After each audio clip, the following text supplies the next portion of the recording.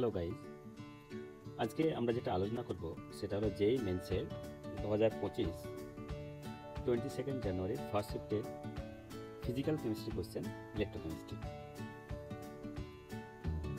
কোশ্চেনটা a solution of aluminium chloride AlCl3 aluminium chloride is electrolyse for 30 minutes. টাইমটা বলেছে 30 minutes using current 2 ampere. কারেন্টটা 2 ampere. তারপর জিজ্ঞাসা করেছে the amount of aluminium deposited at cathode. এখানে বলেছে যদি 30 মিনিটস ধরে 2 অ্যাম্পিয়ার কারেন্ট সাপ্লাই করা হয় তাহলে কতটা অ্যালুমিনিয়াম ডিপোজিটেড হবে ক্যাথোডে, এটাই কোশ্চেন। তাহলে যখনই আমরা এই ধরনের কোশ্চেন সলভ করব তখন আমাদেরকে ফলো করতে হবে ফ্যারাডেজ ল। তাহলে ফ্যারাডেজ লতে আমাদের কিছু জিনিস মাথায় রাখতে হবে, সেটা হলো 1 নম্বর হচ্ছে ইকুইভ্যালেন্ট মাস। তাহলে এখানে আমরা অ্যালুমিনিয়াম নিচ্ছি, এখানে সেই অ্যালুমিনিয়ামের ইকুইভ্যালেন্ট মাসটা জানতে হবে আমাদেরকে। আর এখানে যেটা গিভেন আছে সেটা molar mass of aluminium 27 gram per mole and ক্লোরিনের দেওয়া আছে 35.5, আর দেওয়া আছে ফ্যারাডে কনস্ট্যান্ট সেটা 96,500 কুলম্ব পার মোল, এখানে দেওয়া আছে। এখানে যেটা ফর্মুলাটা ইউজ করব সেটা হচ্ছে W = QE।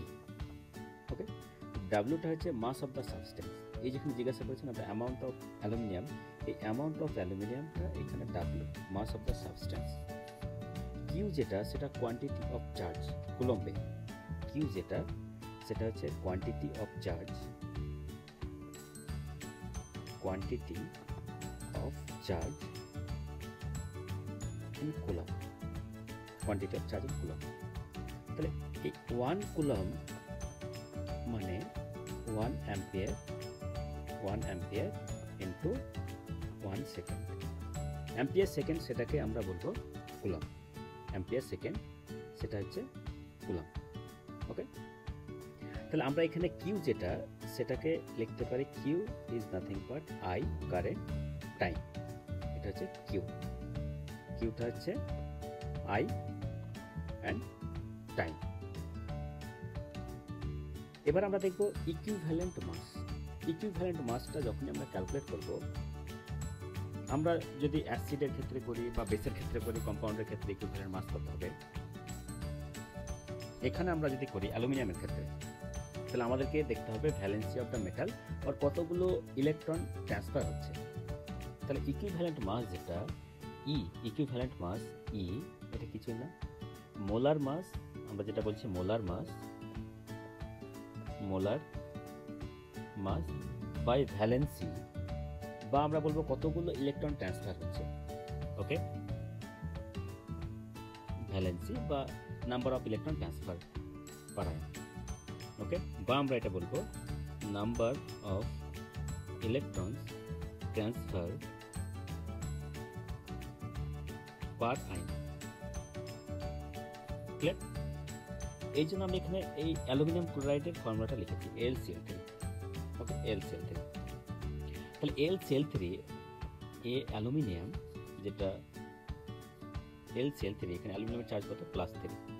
ওকে, যখন অ্যালুমিনিয়াম এখানে অ্যামাউন্ট অফ অ্যালুমিনিয়াম ডিপোজিট হবে, তাহলে অ্যালুমিনিয়াম যখন ডিপোজিট হবে তাহলে ক্যাথোডে হচ্ছে, তাহলে ক্যাথোডে আমরা জানি রিডাকশন টেক্স প্লেস, অলওয়েজ ক্যাথোডে রিডাকশন, মানে এখানে 3 ইলেকট্রন